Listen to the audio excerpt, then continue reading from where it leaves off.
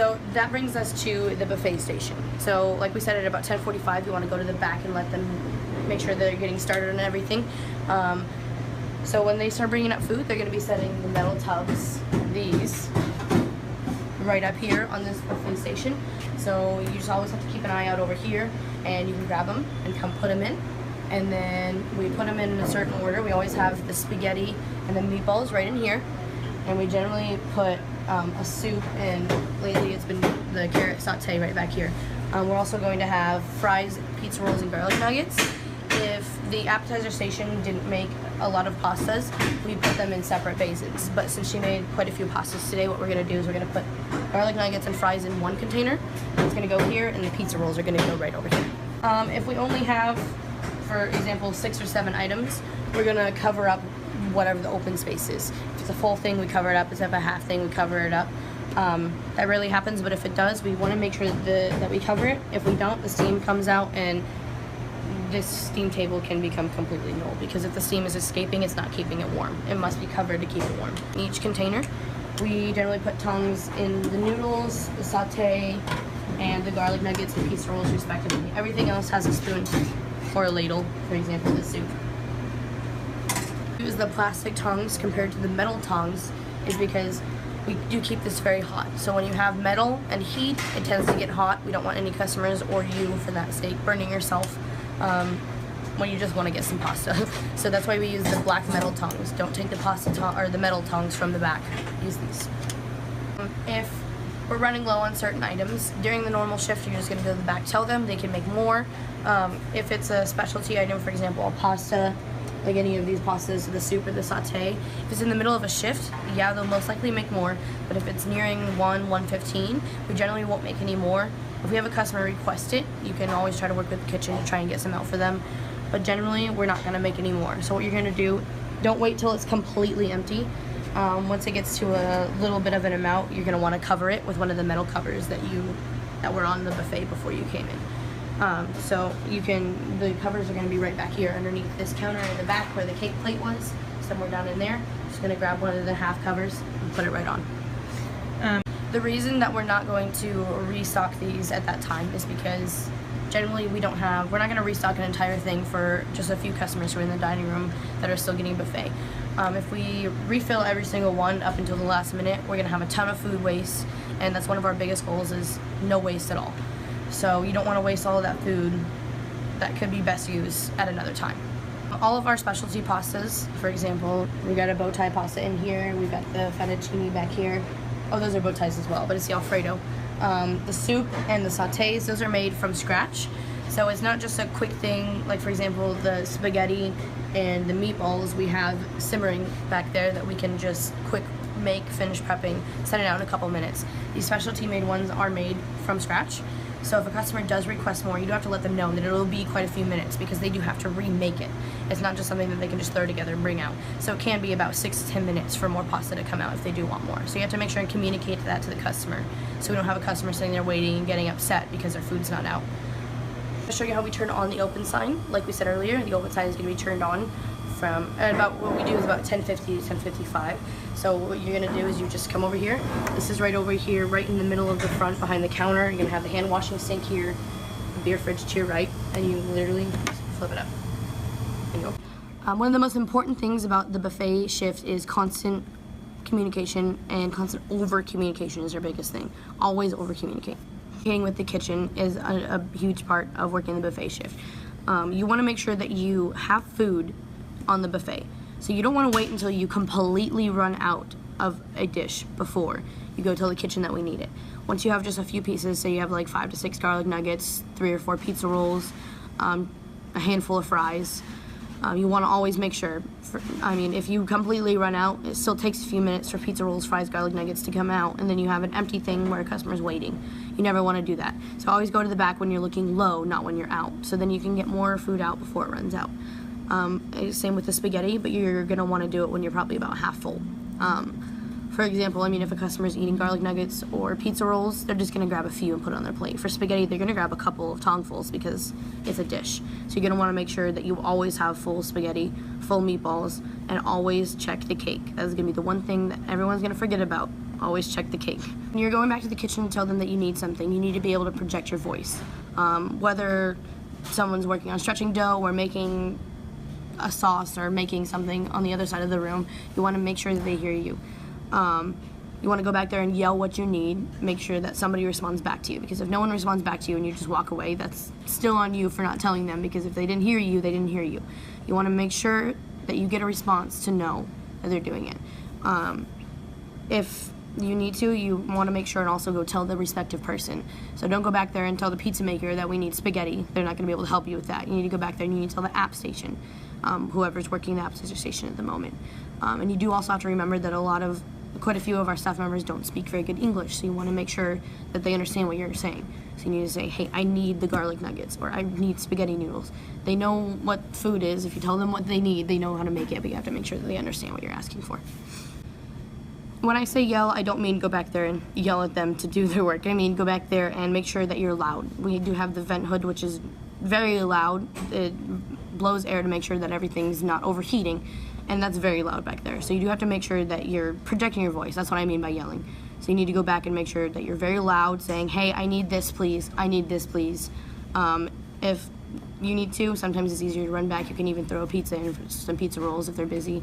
It's not an issue. You're not going to get yelled at if you do that. But if you're busy, go back there, make sure that you're loud, and you project your voice to tell them what you need. In addition to making sure and telling the kitchen when we need things and keeping an eye on the buffet, you also need to go back and tell them when we don't need anything. It seems really over redundant, or I don't know, just seems like something that you probably wouldn't need to know, because I mean, if you don't need anything, you don't need to go back there, but you need to make sure and tell them, hey, we're good on buffet right now. A lot of the times you'll have back staff checking buffet if you haven't given them an update in a while, because they think that something's missing or they need to check. So to keep them from feeling the obligation to go do that and take them away from their jobs, make sure and tell them that we're okay. Yeah. If a customer makes what we call a special request, so that means that they want a specific pizza out there. What you're going to do is you're going to figure out what they want, whether it be just a basic malto meat or just a plain pepperoni, or if they want something special, like specifically, like they want to build their own pizza but they want it on buffet. So what you're going to want to do, if it's something strange or not a set pizza that we have, or not just a couple toppings, you're going to want to write it down. Make sure you go to the back. We'll let the customer know it's going to be about 6 to 8 minutes before they get their food. So yeah, no problem, we'll have that out in just 6 to 8 minutes for you. You're going to go to the back. You're going to tell the pizza maker this is what we need. If it's a strange one, like I said, you write it down and you can stick it up there and say this is for a special request. And you want to tell them, when this pizza is coming out of the oven, I want you to come tell me and let me know. So what they'll do is they'll go ring the food bell for you whenever that pizza is ready before they set it out. When the food comes out, you want to keep making sure, checking on it. When that pizza does come out, you want to grab a couple slices of it, set it on a plate, and go bring it to the customer.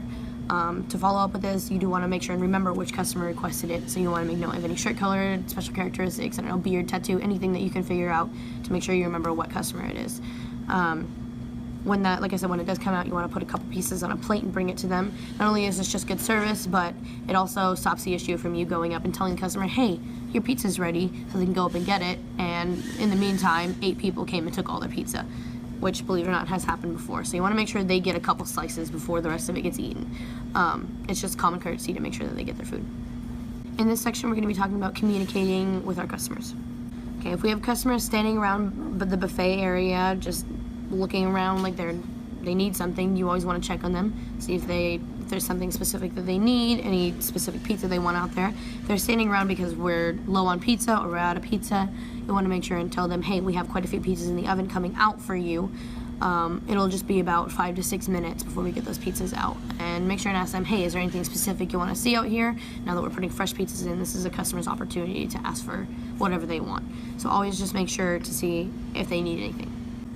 As well, while if they're standing around waiting for pizza, if we're almost out, or a dish, you're always going to want to apologize to them as well. So when they're bringing out the food, when you're saying, hey, we have a few pieces in the oven, it'll be out in less than 6 to 7 minutes. I'm very sorry about that. It will be out just shortly. But thank you for your patience. Is there anything specific you want to see out here? That sort of thing. All right, if a customer lets you know that we're out of some type of soda syrup or, I don't know, cake, ranch, anything like that, just say, oh, I'm so sorry, I'll go grab that for you right now. Give me 1 moment. Generally what I like to do, if it's like cake or ranch, I go cut a couple slices of cake, put it on a plate and give that to them, because it's going to take a good 3 or 4 minutes for me to go cut more cake and bring it out. So I just cut a couple slices, give it to them while I'm refilling the rest of the cake. Same thing with the ranch, give them a couple cups of ranch while you're refilling the ranch bottle. As for the soda, you just go back there, quick change the bib and come back out. We'll show you how to change the bib in a separate training. 10:45, 10:50 right now, so like I said, around 10:45 to 10:50, you want to make sure that we have pizzas, pizza rolls, all the appetizers getting ready. For example, here you can see she has the fries in the fryer already, so that's not a problem. And we do have 2 pizzas and pizza rolls, you can see right in there, coming out right now. Like I said, we always want to have 3 pizzas. So once there's enough room for another pizza, we're going to throw 1 more in, and when they're ready, they're going to be put out on the buffet. So when we're a little bit slower, or we have enough pizzas out for the people that we have in here, we're generally not going to be putting more pizzas in because we don't have enough customers in the dining room for that pizza to be relevant. So if we're going to have a group of just 10 to 15 come out of nowhere, or even 6 to 10 come out of nowhere, you're going to want to make sure and go back to the kitchen and tell them, hey, we need more pizzas in the oven, or say, hey, we had a group of this many come in for buffet, so the kitchen knows to put more pizzas in. We always want to be stocked, whether prepared for the worst. It doesn't matter if we don't have a bunch of people coming into the dining room. You want to make sure that we're stocked up for them, and you want to make sure that the kitchen knows to get it in right away. The kitchen's not going to know that a big group has come in until they've finished swiping their card, filling out their screens, and they're already getting their drink and sitting down. So if we don't have enough pizzas out, they're not going to know to put more pizzas in before they finish paying. So generally what I like to do is get one of them started on paying, and then you run to the back, say, hey, I have a group of 10, let the kitchen take care of it. Or if you have 2 gems, which you usually do, say, hey, go tell the kitchen we had a big group come in, and have the other person run to the back. When a customer is paying for their food with card, when they swipe their card, what we do is they're going to fill out a few screens. There's a tip option they need to sign, ask if they want their receipts, rewards program page. While they're doing that, that's your chance to run to the back and say, hey, we've had a big group come in, you need to make sure and have enough pizzas in, so that way we have enough food for that group. By the time that they finished all paying, getting their food and sitting down, it's only going to be a couple minutes before we have enough food. So every 15 minutes or so, you're going to want to always check buffet to see what we need, of course, but you're always going to, every time you check buffet, always stir everything. You want to stir the meatballs, make sure that they're good. We don't want any meatballs uncovered. Some of them, just make sure they're stirred so they don't burn on the bottom, etc. Always stir the spaghetti and the pastas because they get dry. For the specialty pastas, I like to push them all to the front so they look more full. Because if a customer is coming up and all of it's gathered to this side toward them, they're not going to be able to see it. It's going to look empty. So always make it look more full by pushing all the pasta to the front of the basin. So this next section, we're going to be talking about when the customer is asking to take buffet to go. If a customer does want a buffet to go, so what you're going to do is just ring up a normal buffet, a normal drink price, if they want a drink. And so you're going to give them a to-go cup and 1 small box and 1 big box. And whatever they can fit in those 2 boxes, they get to take with them. Just let them know when you need a bag, you can come up and we'll get you a bag and, any, like a plastic fork or Parmesan crushed peppers that they want to take with them. We can help them with that. If they're going to get water to go, give them a 12-ounce cup. We don't want to give them the full drink cup for water. We usually do a 12-ounce cup if they get water to go. If they get a drink to go, you give them a 20-ounce. And as for that with buffet to go, when I say 1 small box and 1 big box, I mean the styrofoam containers. We have a normal size to go container made of styrofoam, and then we have a smaller one that are going to be right up there behind the bar. You just give them 1 of each. When you fill up a bucket of dirty dishes, for example, you're going to be pre-bussing tables the entire shift. Every time someone finishes a plate, you're going to grab it from them. Once you fill up a dish bucket in the hallway, you're going to take that bucket of dishes to the back. You want to announce, once again, as for telling them what we need for buffet, you're going to be projecting your voice. So, hey, I've got a bucket of dishes that I'm bringing back and I'm sending it right here, so they know, hey, they need to go do those dishes and bring them out for buffet.